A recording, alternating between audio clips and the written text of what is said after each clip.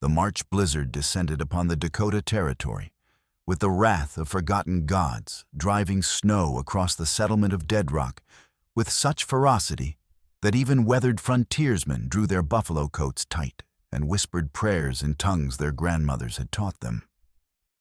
Through the howling wind came the sharp crack of timber splitting under ice, the distant rumble of machinery at the Blackheart silver mine. And something else, a sound that made J.C. Crowfeather's battle-scarred hands tighten on his Winchester as he crouched behind the weathered headstones of the town cemetery. The explosion that had shattered the night 3 hours past still echoed in his memory. Orange flames climbing toward stars like desperate spirits seeking the sky road his people spoke of in the old stories. But this fire had consumed more than timber and canvas. It had devoured the evidence J.C. had spent 6 months gathering proof that the Blackheart Mining Company was poisoning wells and murdering any soul who dared stand in their path. His daughter Quiet Bird had been among the first to perish. J.C. touched the medicine pouch at his throat, feeling the small, smooth stone she had given him the day before. The tainted water claimed her life. At 28, he bore more scars than most men twice his years, blade wounds from cavalry sabers, bullet tracks from range wars, and the deeper marks left by watching his wife and child waste away from poison that should have been clean water. The cemetery offered meager shelter from the storm, but it provided something more precious than warmth, a clear view of the boarding house, where Eleonora Brandt toiled 16 hours daily, washing clothes and scrubbing floors for men who barely acknowledged her existence. She was a German widow, perhaps 30 years old, with a sturdy build that came from years of hard labor and the careful gray eyes of one who had learned not to trust readily. J.C. had been observing her for weeks, not from any romantic inclination, but because she asked too many questions about the well water that had killed her husband Abel 6 months earlier. Abel Brandt had worked as a cutter for the mining company, a man who handled the dangerous chemicals used to extract silver from raw ore. His death certificate listed heart failure, but Eleonora persisted in questioning why a healthy man in his prime would suddenly collapse while drawing water from the community well.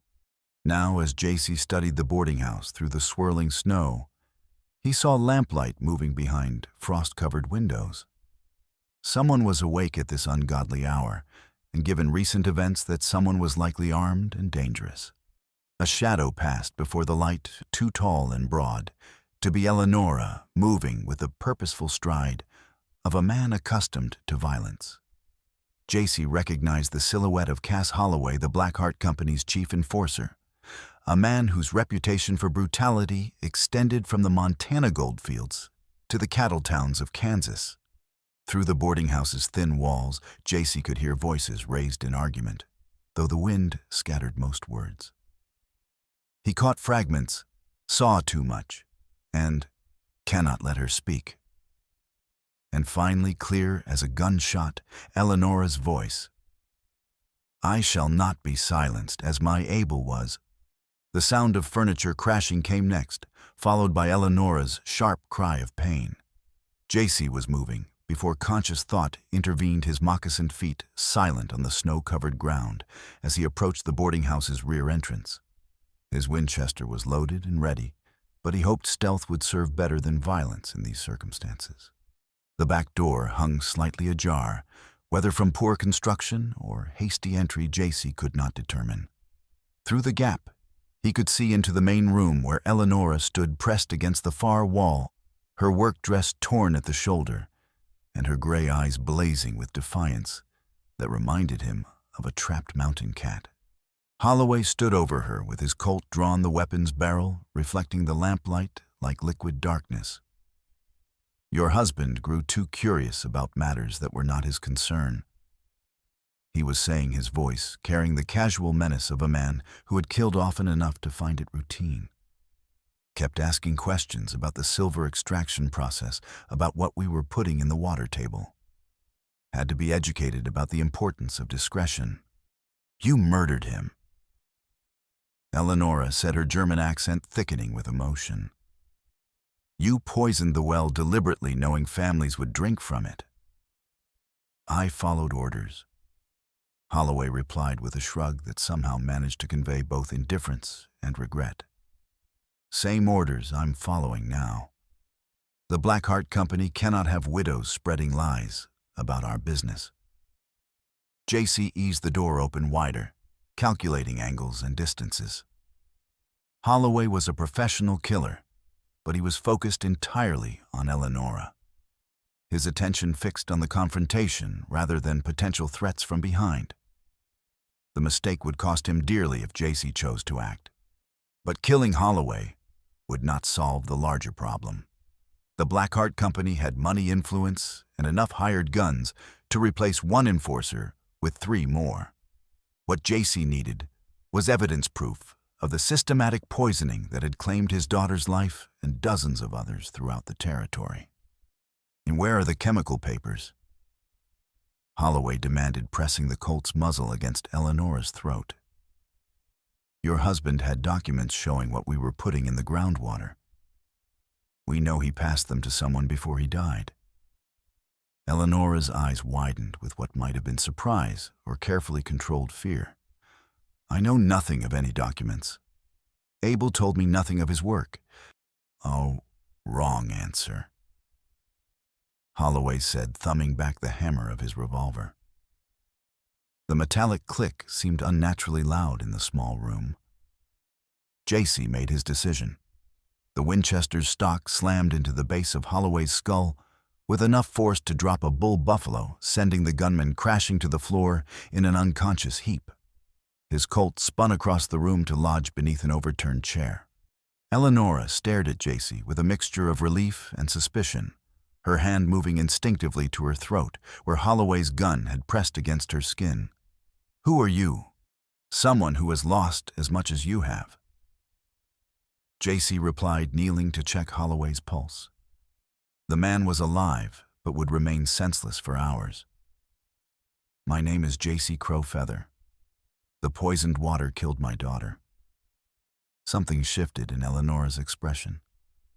Wariness giving way to recognition of shared grief. You have been watching me, she said. It was not a question. You ask the right questions about things people want forgotten. JC acknowledged. That makes you either very brave or very dangerous. Perhaps both, Eleonora said, straightening her torn dress with dignity that impressed him.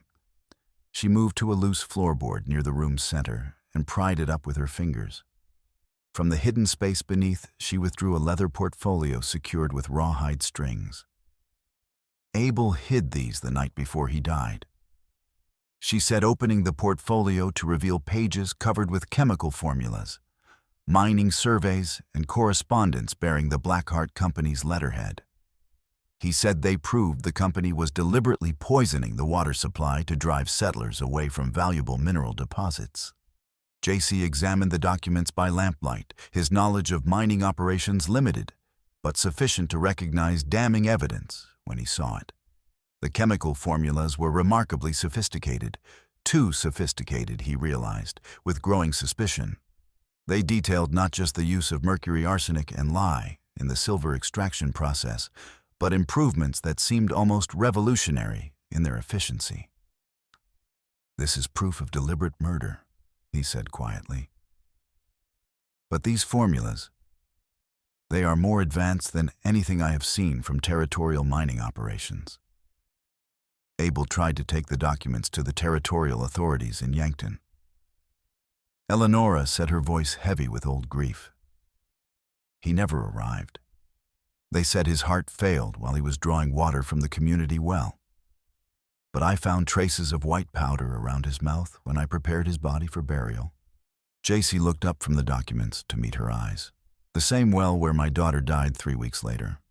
They stood in silence for a moment, united by loss and the terrible knowledge of what the papers represented.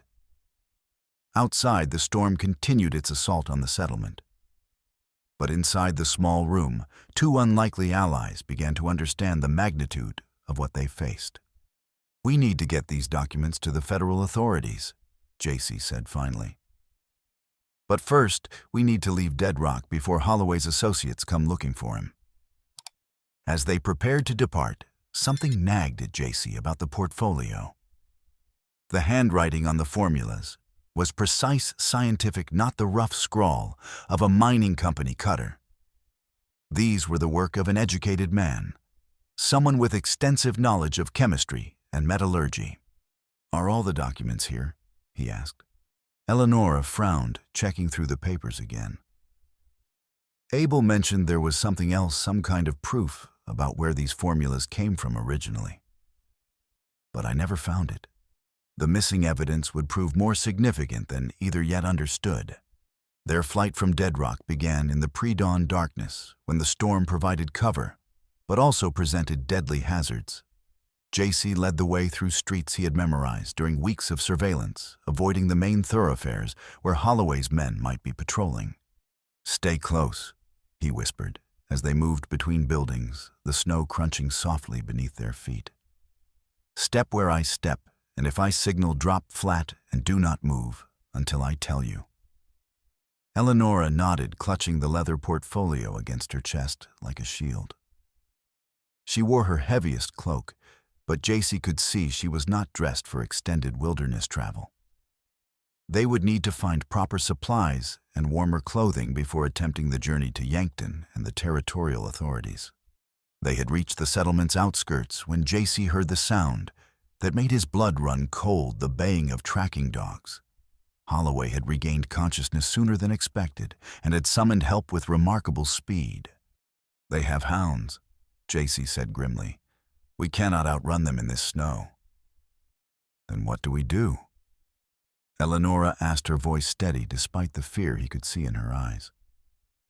JC studied the landscape ahead, calculating their options. The creek that ran past Dead Rock was frozen solid, providing a path that would leave no scent trail for the dogs to follow. But the ice was treacherous, and a fall into the freezing water would mean certain death. "We go across the ice," he decided. "It is dangerous, but it is our only chance." The crossing proved even more perilous than he had anticipated. The creek ice groaned ominously beneath their weight, spiderweb cracks appearing with each step. Eleonora slipped twice, and both times JC caught her before she could fall through the fragile surface. By the time they reached the far bank, both were shaking with cold and exhaustion.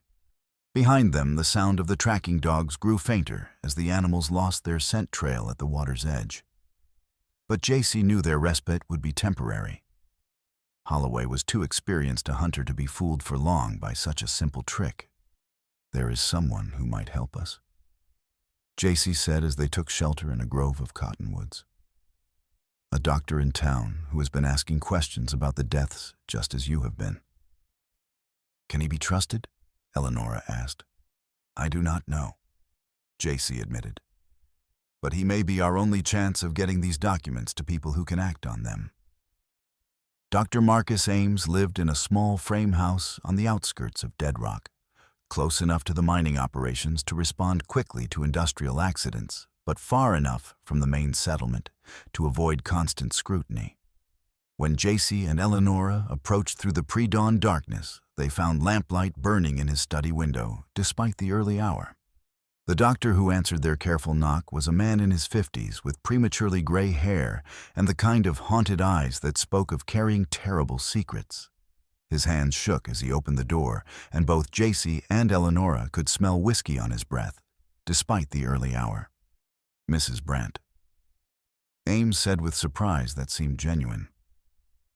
"What brings you here at such an hour, and in this weather?" "We need to speak with you, Doctor," Eleonora said, glancing nervously over her shoulder. "About the deaths, about what is truly happening to our water supply." Ames's face went pale, and he stepped aside to allow them entry. But JC noticed the man's movements were those of someone walking to his own execution. "I have been expecting someone to come asking questions," Ames said, leading them to his study where medical texts and chemical journals were scattered across an oak desk. "I just hoped it would be federal authorities, rather than the families of the people who died." JC finished his voice, carrying an edge that made the doctor flinch. "Please sit down," Ames said, pouring himself a generous measure of whiskey and draining it in one swallow. "I suppose you have come about your husband, Mrs. Brandt, and your daughter, Mr. Crow Feather." JC supplied, studying the doctor's increasingly agitated behavior. "And yes, we have come about the poisoned water that killed them both." Ames poured another drink, his hands trembling visibly.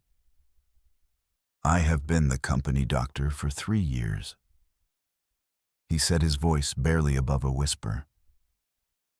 "In that time, I have seen patterns of illness that cannot be explained by natural causes.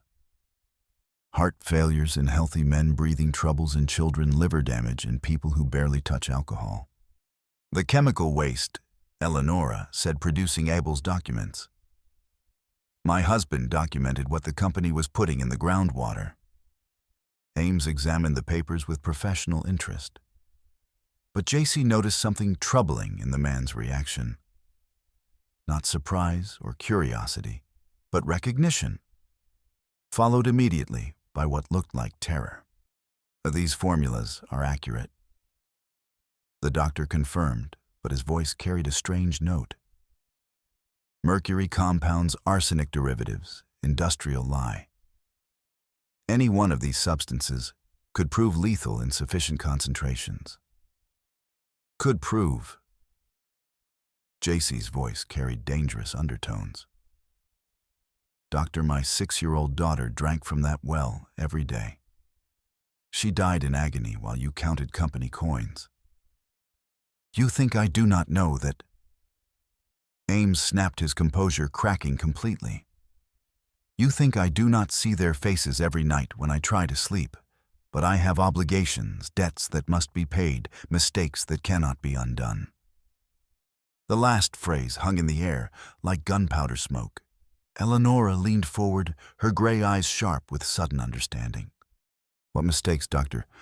Ames walked to a locked cabinet in the corner of his study, but instead of opening it, he simply stood there staring at it as if it contained his own death warrant. "I have been documenting everything," he said finally, his back still turned to them. "Death certificates, examination notes, chemical analyses of tissue samples. But documentation cannot undo what has already been done." Something in the doctor's tone sent cold dread through JC's chest. "What are you not telling us?" But before Ames could answer, Eleonora gasped. She was staring at the papers spread across the doctor's desk, her face white as fresh snow.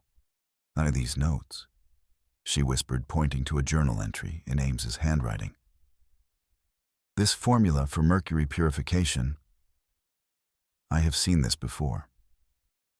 Abel wrote the exact same thing in his private papers, but he said he learned it from someone else.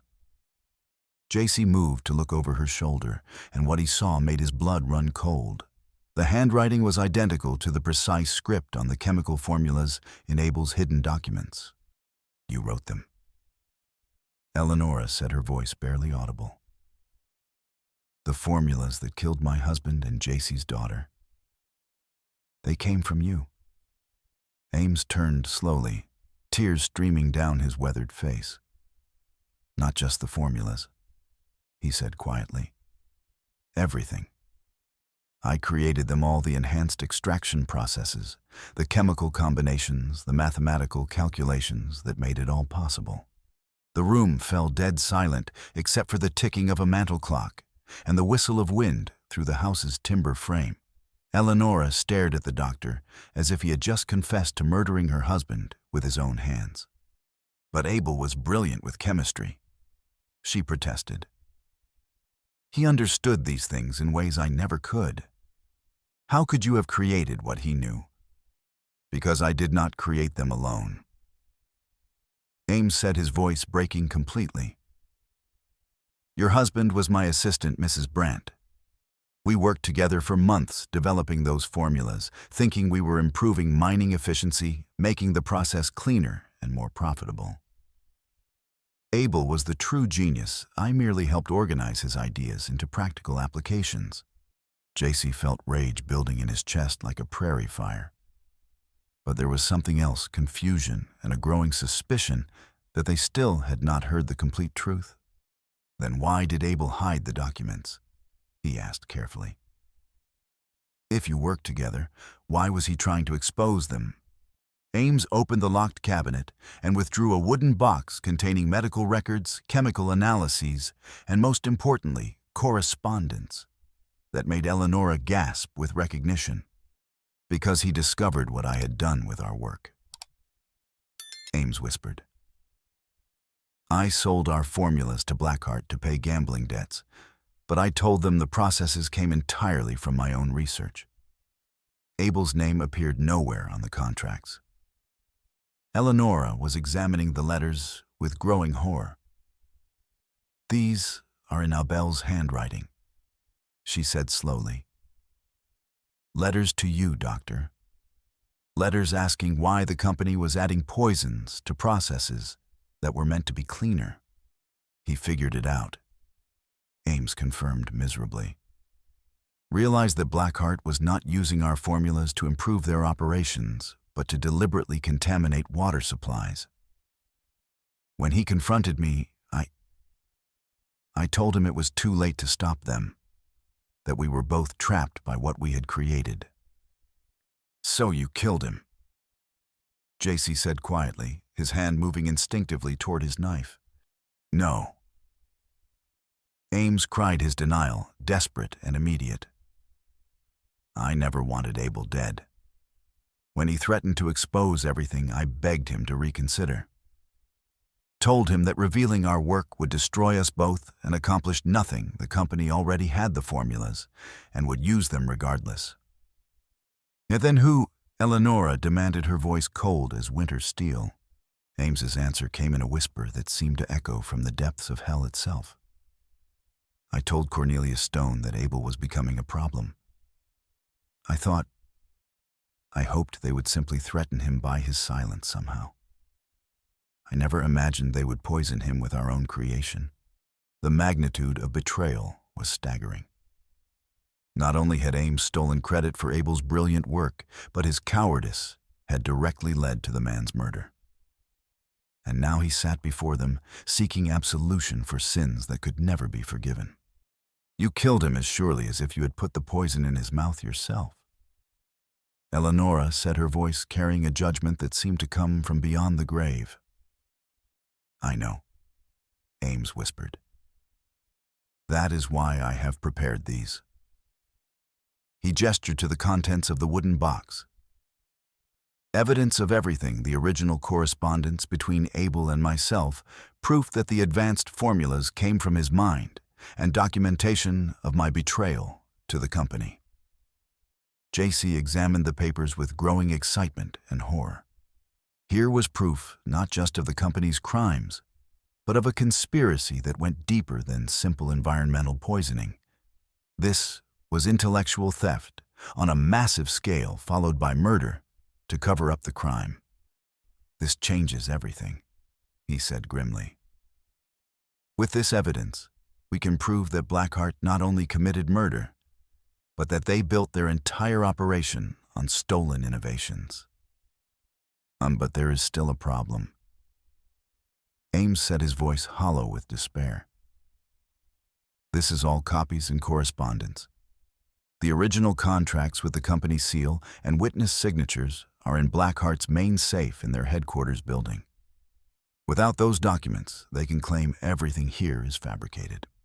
Eleonora was studying the correspondence with the meticulous attention that had made her an excellent seamstress. There are details here that only someone present during the actual negotiations would know, she said slowly. References to specific conversations, descriptions of the testing process. This cannot be fabricated. But it might not be enough for legal proceedings, JC pointed out. We need those original contracts. It is impossible, Ames protested. The Blackheart building is guarded constantly. The safe is in Stone's private office on the 3rd floor. Even if we could get inside, we would never get out alive. But JC was studying the correspondence with growing determination. His daughter's death suddenly had a focus for his rage, not just a faceless company, but specific men who had deliberately chosen to murder children for profit, and who had built their empire on the stolen genius of a dead man. "We will need help," he said finally. "And we will need to be smarter than they are. But if there is even a chance of bringing these men to justice, we have to try." As they planned their desperate gambit, none of them noticed the figure watching from the shadows, outside the doctor's window, a figure who had been following their movements since they left the boarding house. The journey toward the territorial authorities proved more dangerous than they had anticipated. Word of their escape had spread quickly, and Holloway had mobilized every gun for hire in the territory to track them down. But worse than the immediate pursuit was the systematic way their enemies anticipated their movements, positioning ambush parties at every logical route and supply station. "Someone is feeding them information," JC observed as they crouched in a grove of trees, watching armed riders patrol the main road below. "They know where we are going before we do." Dr. Ames was suffering from the rigors of wilderness travel, his medical bag clutched protectively as they moved from hiding place to hiding place. "Perhaps we should surrender," he said weakly. "Tell them I will destroy the evidence in exchange for safe passage." "They will kill us all anyway," Eleonora said with practical directness that cut through false hope. "Men who poison children do not honor bargains with witnesses." Their salvation came from an unexpected alliance. A band of Lakota warriors led by Spotted Hawk, a distant cousin of JC's through marriage ties, had been tracking the same group of hired guns that was pursuing them. The mining company's poisoning operation had contaminated tribal water sources as well, and the warriors were seeking justice through more direct means than territorial courts could provide. "The mining men have poisoned our hunting grounds," Spotted Hawk explained as they met in a hidden canyon. "3 of our horses died after drinking from Crow Creek. Now we know it was deliberate murder." The alliance that formed was born of mutual necessity, but it proved remarkably effective. The Lakota warriors provided guides who knew paths that avoided company patrols, while JC's group shared intelligence about Holloway's tactics and resources. During their journey, JC found himself riding beside Eleonora for long stretches, and their shared hardships began to forge bonds that went beyond common purpose. When her horse stumbled crossing a rocky stream, it was JC who steadied both mount and rider with strong hands that lingered perhaps longer than necessary. When the cold mountain nights threatened to freeze them in their sleep, they shared warmth around carefully concealed fires, their conversations ranging from practical concerns to deeper matters of loss and hope. "What will you do when this is finished?" she asked one evening as they sat watched together under star-filled skies. "I do not know," JC admitted. "Everything I was died with my family. I suppose I must discover who I am meant to become."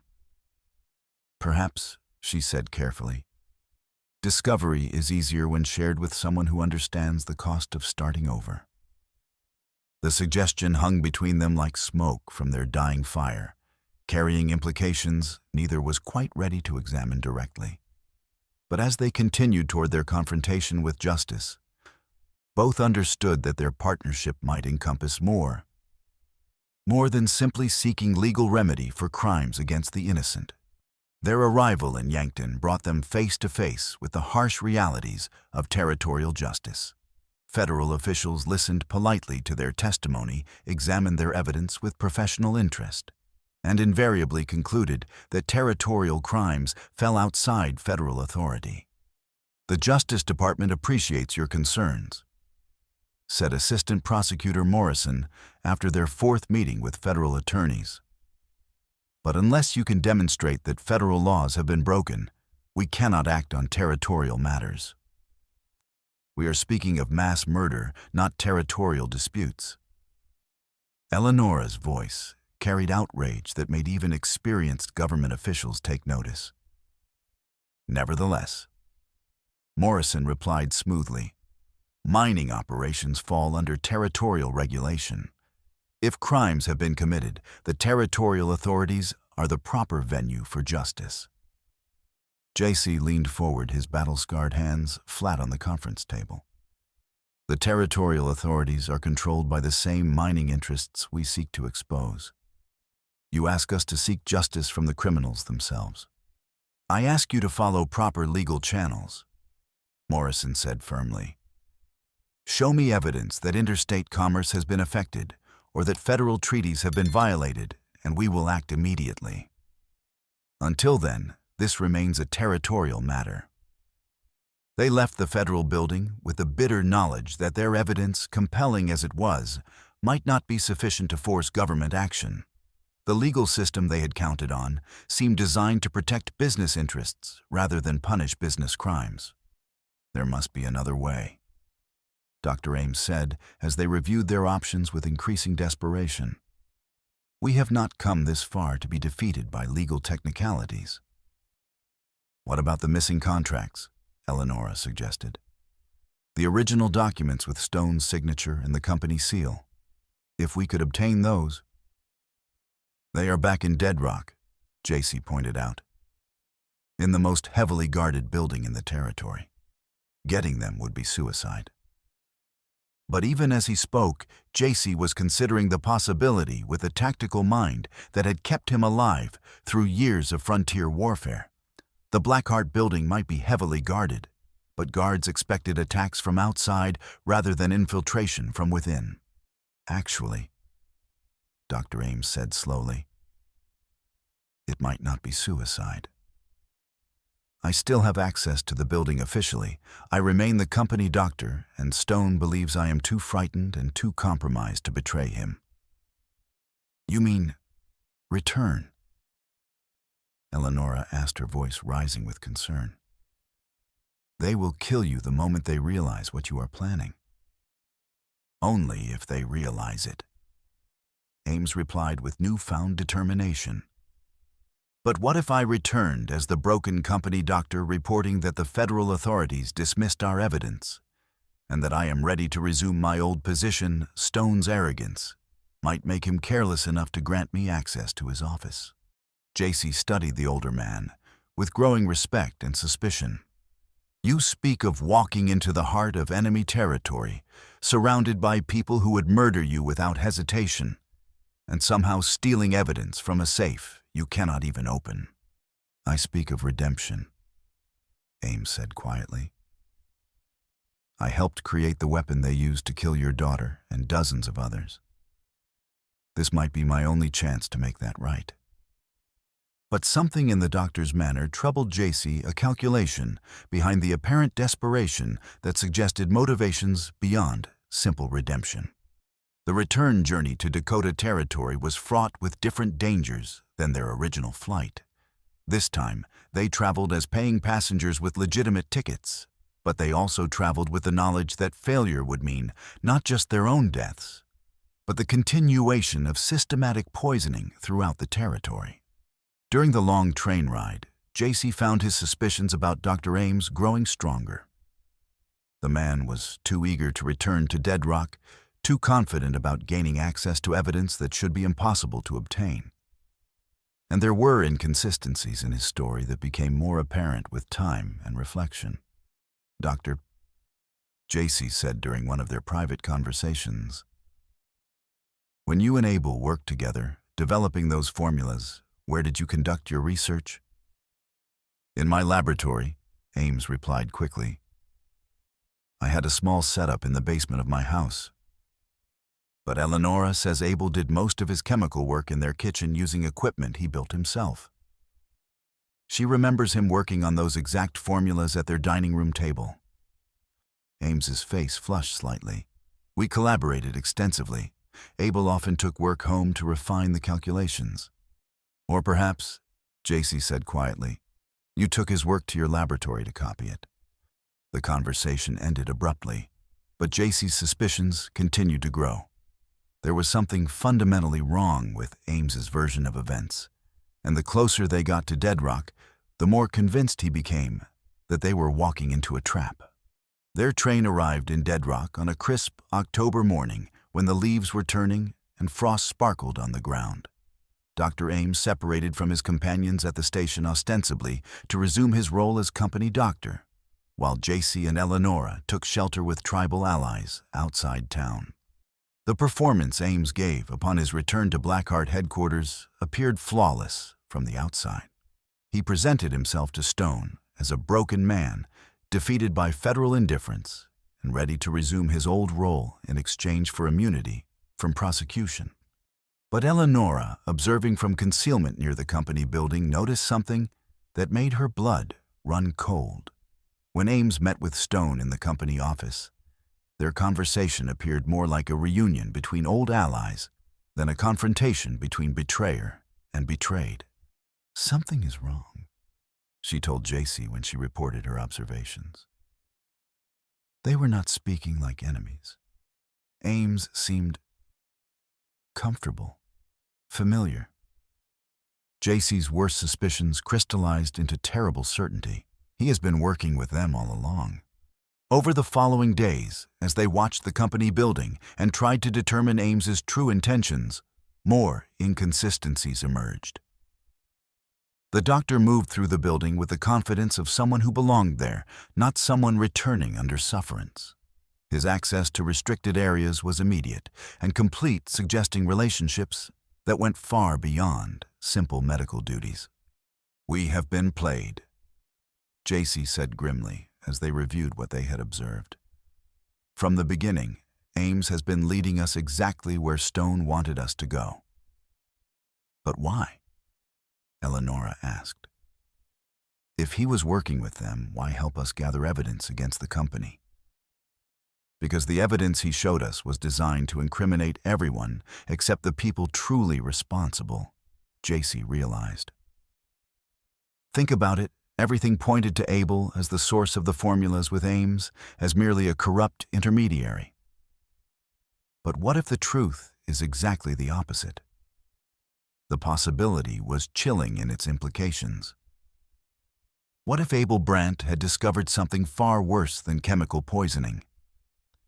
What if he had uncovered evidence of a conspiracy so vast that his murder was just the beginning of a much larger cover-up? "We need to get into that building," JC said finally. "But not to steal evidence to discover what Ames and Stone are really hiding." The assault on the Blackheart building was planned for a Saturday night when most staff would be absent and security would be minimal. But instead of relying on Ames for access, JC and Eleonora would have to find their own way inside. The building stood 4 stories tall in the heart of Deadrock, its brick facade and steel-reinforced windows designed to project both prosperity and impregnability. On this particular night, with snow beginning to fall, and most of the town's honest citizens safe in their beds, the structure seemed to slumber like some great beast, confident in its own power and security. JC had spent days studying the building's routines, mapping guard rotations, and identifying potential entry points. The rear service entrance appeared to offer their best chance, but it would require precise timing and considerable luck. "Stay close," he whispered as they approached through shadows cast by the full moon. "Step where I step, and if I signal, drop flat and remain motionless until I tell you otherwise." Eleonora nodded, her face pale but determined. She carried a small canvas bag for any documents they might find, and JC had given her Abel's revolver with basic instruction in its use. Neither expected to escape the building alive, but both were committed to learning the truth regardless of personal cost. They encountered the first guard sooner than expected. The man was making rounds instead of staying at his assigned post, his lantern bobbing as he walked down the corridor toward Stone's office. JC materialized behind him like a shadow-made flesh, one hand covering the guard's mouth, while the other applied pressure to nerve points that rendered him unconscious within seconds. "Where did you learn such techniques?" Eleonora whispered as they dragged the guard into an empty office. The army taught me to kill quietly. JC replied grimly. Sometimes the same methods work for avoiding killing. Stone's office occupied the building's southeast corner, with windows overlooking both the main street and the mining operations beyond town. But when they reached the third floor, they discovered they were not alone in the building. Light spilled from beneath the office door, and voices could be heard within Stone's cultured tones, mixing with Ames's more nervous inflections. But there was a third voice as well, one that made Eleonora gasp with recognition and disbelief. "That cannot be possible," she whispered, pressing her ear against the door. "That voice, it sounds like your dead husband." JC finished quietly. "Which means either we are hearing ghosts, or Abel Brandt's death was as fabricated as everything else we have been told." The conversation within became clearer as they listened. The federal authorities dismissed the evidence exactly as predicted. Came Ames's voice. "Our friends Crow Feather and Mrs. Brandt are now convinced that pursuing legal remedies is hopeless." "Excellent," replied Stone's familiar tones. "And they still believe that Abel is dead?" "Oh, completely," came the third voice, unmistakably Abel Brandt, speaking with casual confidence. "Eleonora's grief has been quite convincing. She has played her role perfectly, even to the point of developing genuine affection for our Indian friend. The shock of betrayal hit Eleonora like a physical blow. She staggered backward from the door, her face white with disbelief and growing rage. "My husband," she whispered. "My husband is alive, and I have been mourning a man who conspired to murder children." JC steadied her with gentle hands, his own mind reeling from the implications of what they had heard. The poisoning, the deaths, your supposed widowhood, all of it was planned from the beginning. But why? Eleonora demanded, her voice breaking with the weight of betrayal. Why would Abel do such a thing? Why would he let me believe he was dead? The answer came from inside the office as the three conspirators continued their discussion. The beauty of the plan, Stone was saying, is that it eliminates all genuine opposition while creating the appearance of resistance. By positioning Ames as a reluctant accomplice and Abel as a martyred whistleblower, we have controlled the entire narrative of discovery and investigation. And by using Crow Feather's grief for his daughter as motivation, Abel added, we ensured that any pursuit of justice would be driven by emotion rather than systematic investigation. Emotional witnesses are easy to discredit when necessary. What about Eleonora? Ames asked. She has served her purpose, but she now knows too much to be allowed to live. That problem will resolve itself tonight. Stone replied with casual cruelty. Mr. Crow Feather and Mrs. Brandt are about to discover evidence so damning that they will be unable to resist confronting us directly. And when they do, they will be shot as burglars attempting to steal company secrets. Abel finished. My dear wife's tragic death will only add to the sympathy that protects our operations from further investigation. The monstrous scope of the conspiracy was now clear. Not only had they systematically poisoned wells and murdered innocents, but they had orchestrated an elaborate deception designed to control any investigation into their crimes. Abel's supposed death, Eleonora's grief, even JC's quest for justice, all of it had been manipulated to serve their purposes. We have to get out of here, JC whispered urgently. They know we are coming. This entire building is a trap. But even as he spoke, they heard the sound of boots on the stairs, multiple sets of feet moving with military precision toward their location. Men were ascending from below, while others could be heard approaching from the upper floors. They have surrounded us, Eleonora said with remarkable calmness, considering the circumstances. There is no escape.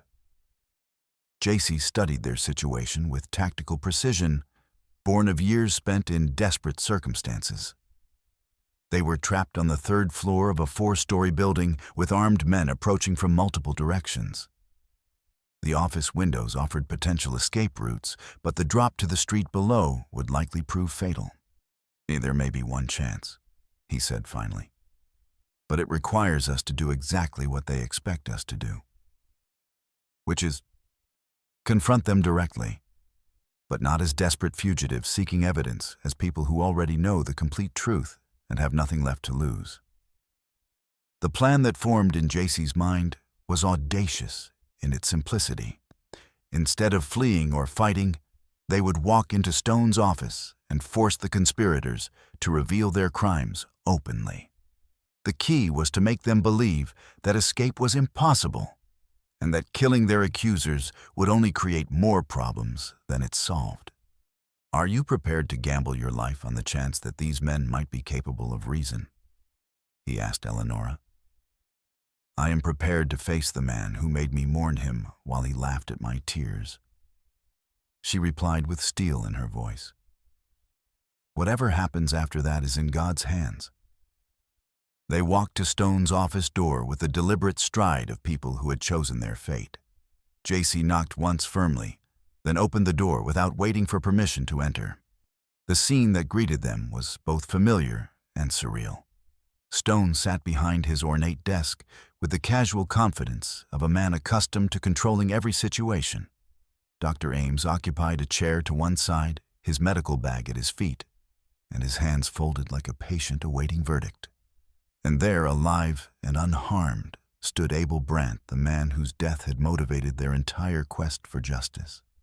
"Mrs. Brandt," Abel said with a smile that combined genuine affection with casual cruelty.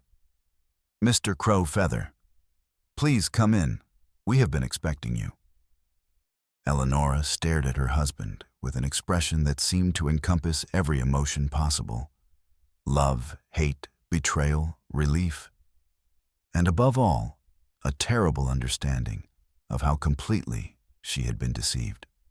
"You let me bury an empty coffin," she said quietly. "You let me weep over a grave that contained nothing but stones and lies. It was necessary for the larger plan."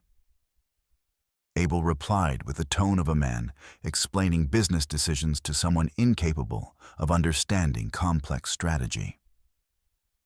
"Your grief provided perfect cover for our operations, and your relationship with Crow Feather ensured that any investigation would be driven by emotion rather than logic."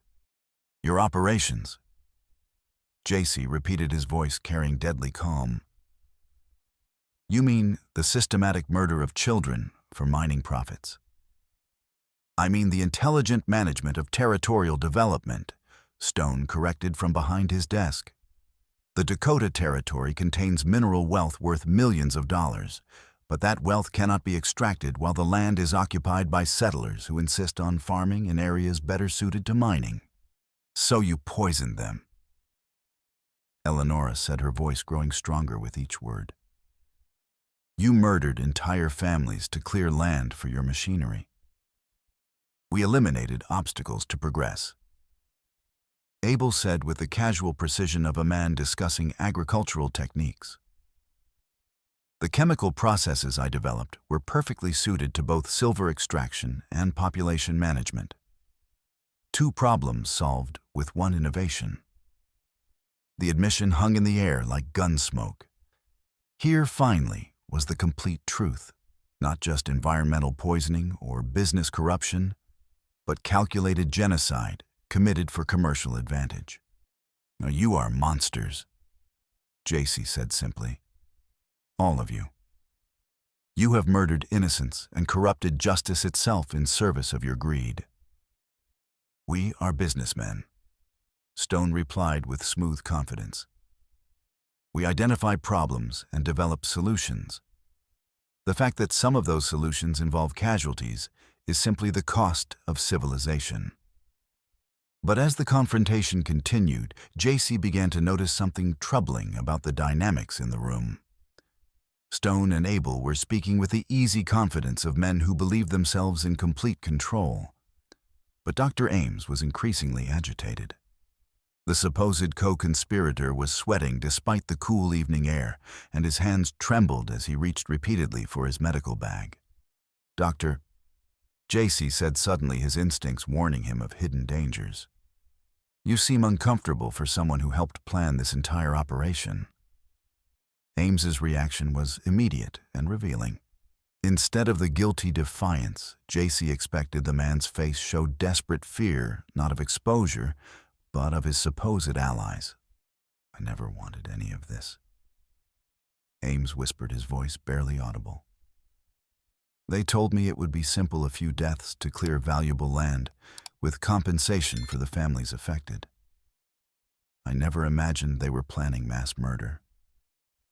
"Now you knew enough," Stone said coldly, his cultured facade slipping to reveal something much more dangerous beneath. "You provided the medical documentation that allowed us to disguise murder as natural death. You are as guilty as any of us." "But I tried to stop it," Ames protested desperately. "When I realized the scope of what you were planning, I gathered evidence to expose the entire operation. That is why I helped Crowfeather and Mrs. Brent, not to lead them into a trap, but to find someone brave enough to act on the truth." The revelation transformed JC's understanding of everything that had transpired. Ames had not been playing a double game to protect the conspirators. He had been trying to find a way to stop them, while avoiding his own destruction in the process. "The documents you showed us," Eleonora said with growing comprehension. "They were real evidence, not fabricated lies."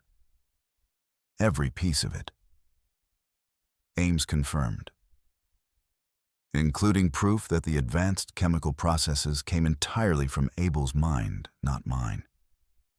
I was never more than a glorified assistant who helped organize his innovations into practical applications."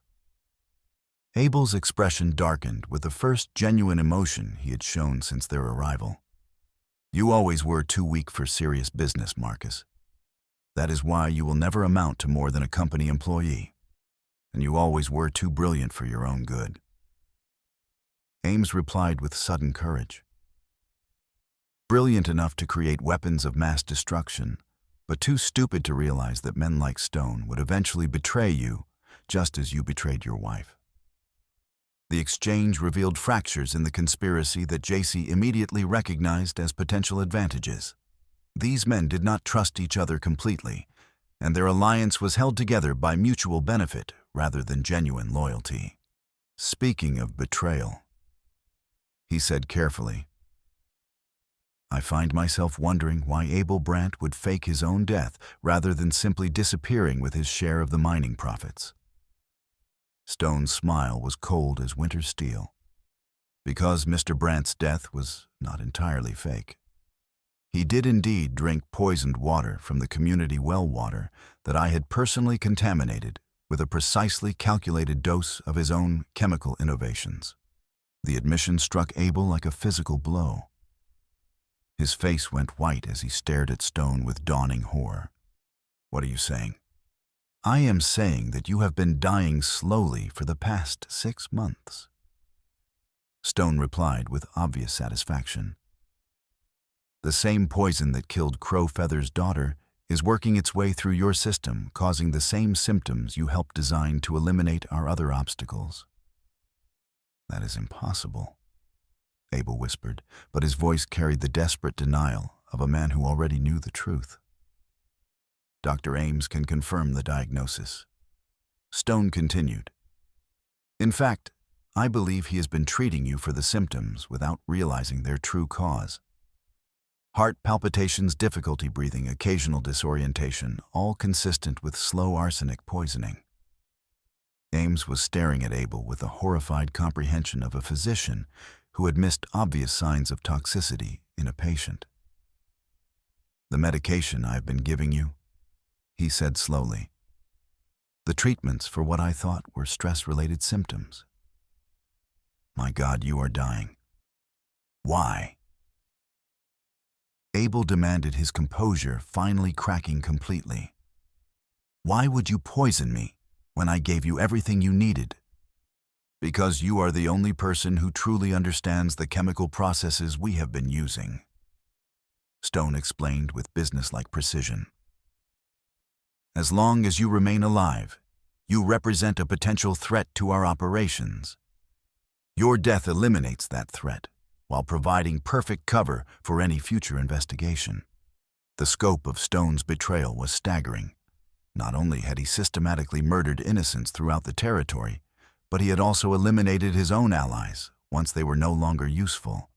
Abel's fake death had been planned from the beginning as a real death with timing calculated to maximum advantage. "How long do I have?" Abel asked quietly, his scientific mind accepting the inevitable with remarkable composure. "Based on the dosage and your current symptoms." Ames replied after a moment's calculation, "Perhaps 2 weeks. 3 at the outside." The knowledge seemed to transform Abel completely. The casual confidence disappeared, replaced by something that might have been recognition of his own mortality and the moral weight of his actions. "Eleonora," he said, turning to his wife, with an expression that seemed to encompass years of suppressed emotion. "I know you cannot forgive what I have done, but I want you to understand that I never stopped loving you.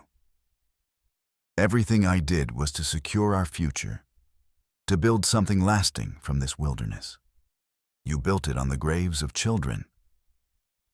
She replied, her voice carrying more sadness than anger. "You made me an accomplice to murder by using my grief as a tool of deception." "I know," Abel whispered. "And I know that knowledge makes everything worse, not better.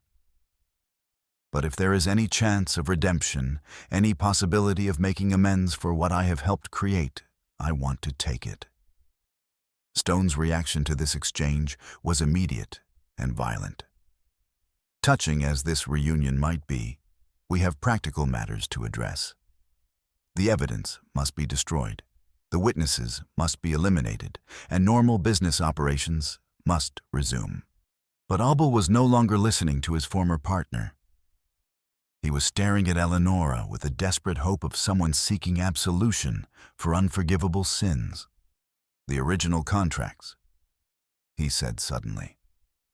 "The documents that prove Stone's direct involvement in purchasing my formulas for use as weapons. They are in the safe behind his desk, but I know the combination."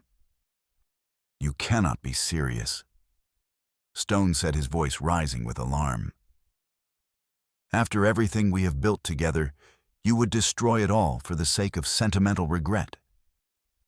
"I would try to save what remains of my soul," Abel replied quietly, "and perhaps spare my wife the burden of carrying guilt for crimes she never committed." The confrontation that followed was unlike anything JC had experienced in years of frontier warfare. It was not a battle between clear enemies, but a chaotic struggle involving shifting alliances, personal betrayals, and the desperate actions of people who had nothing left to lose. Stone drew his revolver with practiced speed, but Abel was closer and moved with the desperate strength of a dying man. They grappled behind the ornate desk, while Ames dove for his medical bag, whether seeking weapons or medication JC could not determine. Eleonora surprised everyone by producing her husband's revolver with steady hands and clear purpose. "Stop," she commanded, her voice carrying absolute authority. "All of you stop and listen to what I have to say." The room fell silent, except for the sound of heavy breathing and the distant whistle of wind through the building's timber frame. Outside, snow had begun to fall more heavily, creating an almost peaceful backdrop to the violence and betrayal within. "I have spent 6 months mourning a man I thought was dead." Eleonora continued, her weapon trained on Stone, but her eyes fixed on Abel. 6 months believing that justice demanded revenge for his murder. Now I discover that he is very much alive, and that he helped plan the deaths of dozens of innocent people. "Eleonora," Abel began, but she cut him off with a gesture. I also discover that the man I married, the man I thought I knew better than anyone, is capable of using my grief as a tool to protect his own crimes. The question now is what justice actually requires under these circumstances. JC found himself holding his breath as he watched this remarkable woman work through the most complex moral calculation imaginable. She held the power of life and death over everyone in the room, and her decision would determine not just their immediate fate, but the future of justice throughout the territory. Dr. Ames, she said finally, you claim to want redemption for your role in these crimes. Are you prepared to testify against Stone and Abel before federal authorities, knowing that such testimony will almost certainly result in your own imprisonment? Yes, Ames replied without hesitation. I am prepared to accept whatever punishment my actions deserve, as long as the truth is finally revealed. Abel, she continued, turning to her husband with painful determination. You have perhaps 2 weeks to live. Are you prepared to spend those weeks ensuring that Stone faces justice for his crimes, even if it means admitting your own guilt in open court? Abel met her gaze steadily, and JC saw something in the dying man's eyes that might have been the person Eleonora had originally fallen in love with before greed and ambition had corrupted his essential humanity. I am prepared to do whatever you think is right, Abel said quietly. My life is ending regardless of what happens here tonight. How I spend my remaining time is the only choice I have left. Then here is what we are going to do, Eleonora announced with calm authority. Dr. Ames will open that safe and remove all documents related to the poisoning operation. Abel will provide a complete written confession detailing his role in developing the chemical processes and Stone's role in implementing them for mass murder. And Mr. Stone will surrender himself to territorial authorities for transportation to federal custody. Stone's laugh was harsh and disbelieving. You cannot be serious. I have built an empire in this territory. I have connections throughout the government-business relationships that extend to Washington itself. No territorial authority would dare arrest me, and no federal prosecutor would dare bring charges. Perhaps, Eleonora agreed, but they will find it much more difficult to ignore evidence when it is accompanied by public testimony from your former partners and complete documentation of your crimes. What public testimony? Stone demanded. JC finally understood the brilliance of her plan. She means to call a town meeting, he said with growing admiration. Present all the evidence before the entire population of Dead Rock, with representatives from territorial and federal government present as witnesses. Exactly, Eleonora confirmed. Let the people see what has been done in their name, and let their elected representatives explain why justice should not be served. The strategy was audacious in its simplicity. Instead of trying to work through corrupted legal channels, they would create a public forum that made official inaction politically impossible.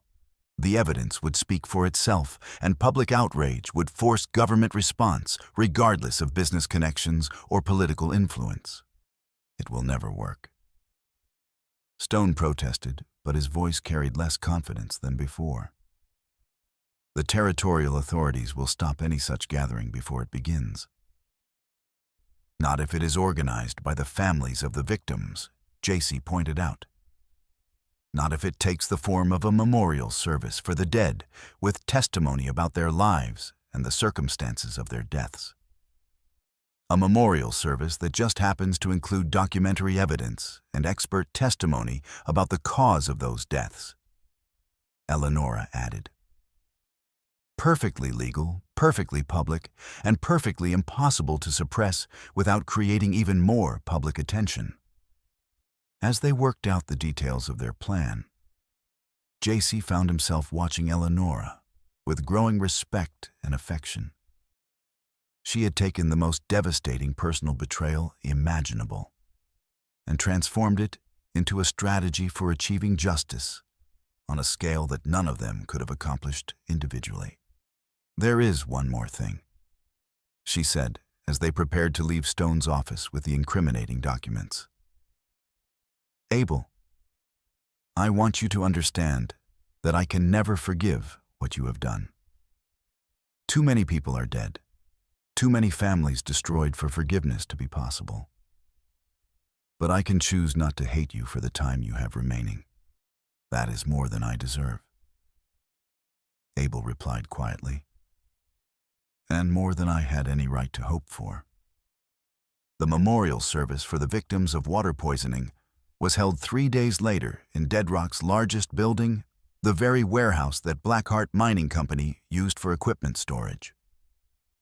The irony was not lost on anyone present, least of all the territorial and federal representatives, who had come expecting a simple community gathering, and instead found themselves witnessing the most comprehensive exposure of business crimes in Dakota Territory history.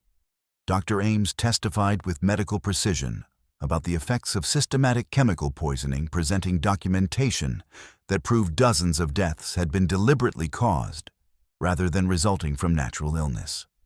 Abel Brandt, visibly weakened by his own poisoning, but mentally sharp, provided technical testimony about the chemical processes that had been weaponized for population removal.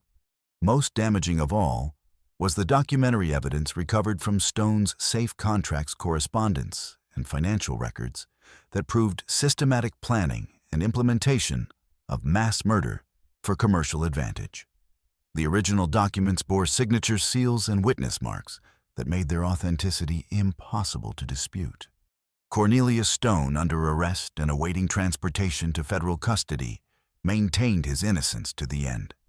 But the evidence was overwhelming, and public outrage was such that even his most powerful political allies found it expedient to distance themselves from his cause. The trials that followed made headlines across the nation and established precedents that would influence American law for generations to come.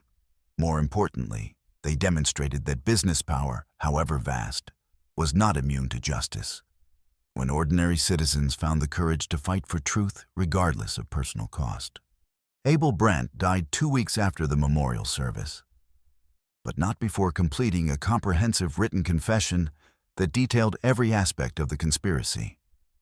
His final act was to deed his share of the mining company profits to the families of victims, a gesture that provided some small compensation for losses that could never truly be repaired. Dr. Ames received a sentence of 5 years in territorial prison time. He spent teaching medical skills to other inmates and developing new protocols for detecting environmental poisoning.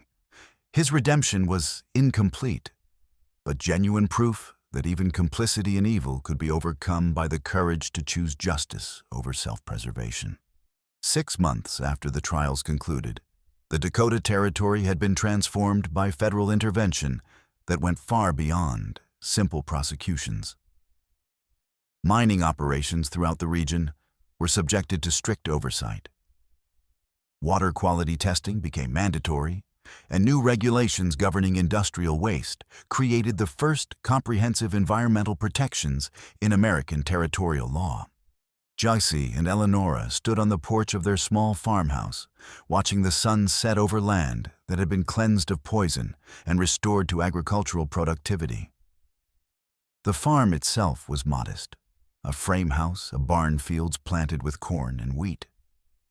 But it represented something more valuable than material wealth. It represented proof that justice could triumph over power, when ordinary people found the courage to fight for principles larger than their own survival. Their marriage ceremony had been simple and practical, conducted by the territorial judge, who had overseen Stone's trial with Spotted Hawk serving as witness. Neither had spoken of love in romantic terms during their long struggle for justice, but their partnership had evolved through shared danger and mutual respect into something deeper and more enduring than passion alone could have created. What do you think Quiet Bird would have made of all this? Eleonora asked gently, knowing that Joycey's memories of his daughter remained both painful and precious. JC was quiet for a long moment, watching children from both tribal and settler families play together in the creek that ran through their property water that was now clean and safe because of the battles they had fought. I think she would have been proud that her death led to justice rather than just revenge. He said finally, and I think she would have liked seeing children play in clean water without fear of poison. The future they were building together was not the life either had originally planned, but it was a life with meaning and purpose that extended beyond personal happiness. They were creating something that would benefit generations yet to come, a model for development that proved environmental protection and business prosperity could coexist. As night fell over the Dakota Territory, bringing the sounds of owls calling and wind through the grass, JC and Eleonora remained on their porch, talking quietly about tomorrow's challenges and next season's crops. Neither spoke of the violence and betrayal that had brought them together, but both understood that their love had been forged in circumstances that tested every aspect of human character. In the distance, a church bell rang the evening hour, calling families to gather for dinner and rest. The sound carried across fields watered by clean streams and worked by people who understood that some things were worth any sacrifice to preserve. The battle for justice in the Dakota Territory was over, and the work of building a better future continued. In their shared commitment to that work, JC Crowfeather and Eleonora Brandt had found not just justice for the dead, but hope for the living.